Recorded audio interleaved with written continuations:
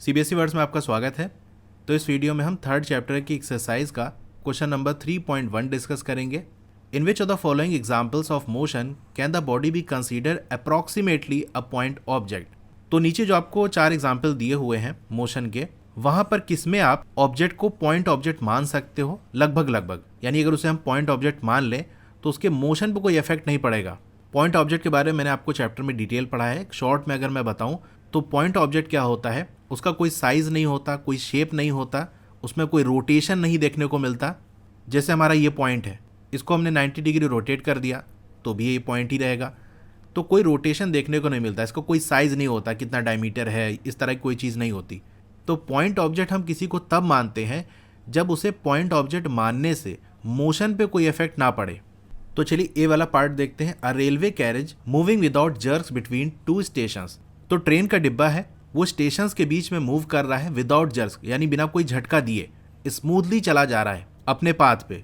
अब जर्क्स का मतलब क्या है, जब झटका देता है तो वहाँ पर झटका क्यों आता है, क्योंकि कुछ फोर्सेस होती है जो कि बैलेंस नहीं होती, उसकी वजह से जो ट्रेन का डिब्बा है उसके अंदर झटके आते हैं।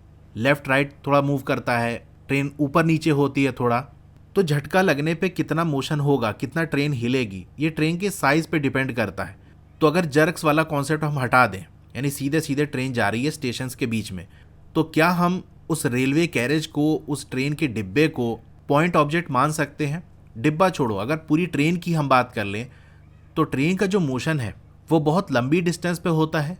तो जब कभी ऐसा हो कि वो ऑब्जेक्ट का जो साइज़ है और वो जो मोशन कर रहा है, उस मोशन करने वाली जो लेंथ है उसके कंपैरिजन में उसका साइज़ बहुत छोटा है, तो हम पॉइंट ऑब्जेक्ट मान सकते हैं। एग्जाम्पल लेके बताता हूँ। जैसे मान लो ट्रेन है, वो लगभग कितनी बड़ी होती है, 600 मीटर, और एक ट्रेन है वो ए वाले स्टेशन से बी वाले स्टेशन में पहुँचती है। अब इन दोनों स्टेशन के बीच में लेट सपोज 60 किलोमीटर की दूरी है। इसे मीटर में कन्वर्ट करेंगे तो ये 60,000 मीटर्स आ जाएगा। तो ट्रेन का जो साइज़ है वो 600 मीटर है, जो डिस्टेंस वो ट्रेवल कर रहा है वो 60,000 मीटर है। अगर इनको कंपेयर करें तो 600 इज टू 60,000, 2 जीरो यहाँ से चला गया, 2 यहाँ से चला गया, 6 1 6, और यहाँ से क्या हो जाएगा 1:100। यानी ट्रेन की जो साइज़ है, ट्रेन की जो लेंथ है उसका, और जितनी दूर मोशन हुआ है उसकी लेंथ को जो हम कंपेयर करेंगे तो 100 गुना ज़्यादा का फ़र्क आ रहा है।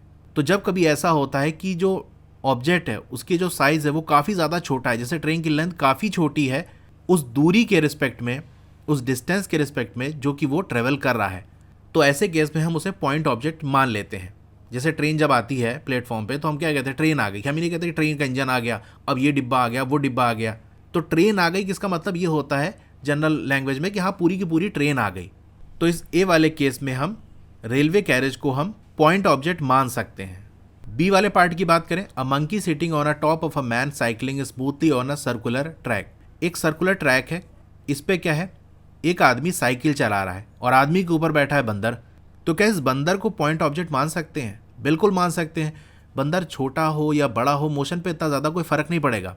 तो जब इस मोशन को हम स्टडी करेंगे तो वहाँ मंकी के साइज़ को डिस्कस नहीं करेंगे, हम ये बात करेंगे कि हाँ साइकिल किस वेलोसिटी से मूव कर रही है, कितनी उसने डिस्टेंस कवर कर ली, कितने उसने राउंड लगाए, इस तरह की बात करते हैं। हम इस मोशन में ये नहीं बात करेंगे कि हाँ साइकिल चल रही थी, बंदर की नाक पहले पहुंची, बंदर की पूंछ बाद में पहुंची, तो साइज़ की कोई बात नहीं हो रही है। बस इतनी बात हो गई कि हाँ बंदर ऊपर बैठा है, छोटा बंदर ले लो, बड़ा बंदर ले लो, जितना बड़ा बंदर उठा सकते हो उतना बड़ा ले लो। तो मंकी का साइज़ को हम पॉइंट ऑब्जेक्ट मान सकते हैं। और सिर्फ मंकी को ही नहीं, बल्कि वो साइकिल, आदमी, बंदर, उसको भी हम पूरा पॉइंट ऑब्जेक्ट मान सकते हैं और उसे सॉल्व कर सकते हैं। जैसे मान लो ये पूरा, इसे हमने मान लिया तो इसकी वेलोसिटी भी हम निकाल सकते हैं, कितना डिस्टेंस उसने ट्रेवल की वो भी हम निकाल सकते हैं। सी वाले पार्ट की बात करें, a spinning cricket ball that turns sharply on hitting the ground. तो एक क्रिकेट की बॉल है, उसको स्पिन कराया जा रहा है। तो स्पिन में क्या होता है, अपने हाथों में घुमाया जाता है और फिर वो जब ग्राउंड पे गिरती है तो वो अपना डायरेक्शन चेंज कर लेती है। तो पॉइंट में कोई स्पिनिंग देखने को मिलेगी नहीं, कोई रोटेशन, कोई स्पिनिंग वहाँ हो ही नहीं पाएगी। स्पिनिंग को हम तभी ऑब्जर्व कर सकते हैं जब उसके साइज़ को हम कुछ माने, क्योंकि जो क्रिकेट की बॉल होती है ना उसका डिज़ाइन बहुत इंपॉर्टेंट होता है। उसमें सीम पोजीशन होती है, उसमें रफ वाला पार्ट होता है, शाइनी वाला पार्ट होता है, किस तरह की बॉल डालनी है उसी हिसाब से आदमी वहाँ पर हाथ रखता है। तो क्रिकेट की बॉल को अगर आप पॉइंट मान लोगे तो उसको स्पिन नहीं करा पाओगे। तो स्पिनिंग क्रिकेट बॉल को हम पॉइंट ऑब्जेक्ट नहीं मान सकते, इस मंकी वाले को मान सकते हैं, ठीक है। तो ऊपर के ए और बी में हम पॉइंट ऑब्जेक्ट मान सकते हैं। स्पिनिंग क्रिकेट बॉल को हम पॉइंट ऑब्जेक्ट नहीं मान सकते, क्योंकि पॉइंट मान लिया तो वहाँ कोई स्पिनिंग देखने को नहीं मिलेगी, कोई रोटेशन, इस तरह की चीज़ें नहीं मिलेंगी। अगर सीधे सीधे एक बॉल चली जा रही तो उसे मान सकते हैं, लेकिन क्रिकेट बॉल ये कह रहा है कि स्पिन कर रही है, तो स्पिन तो पॉइंट ऑब्जेक्ट का पॉसिबल नहीं है। डी वाले पार्ट की बात करते हैं। A tumbling beaker that has slipped off the edge of the table. Tumbling beaker, tumble का मतलब लुढ़क जाना, गिर जाना।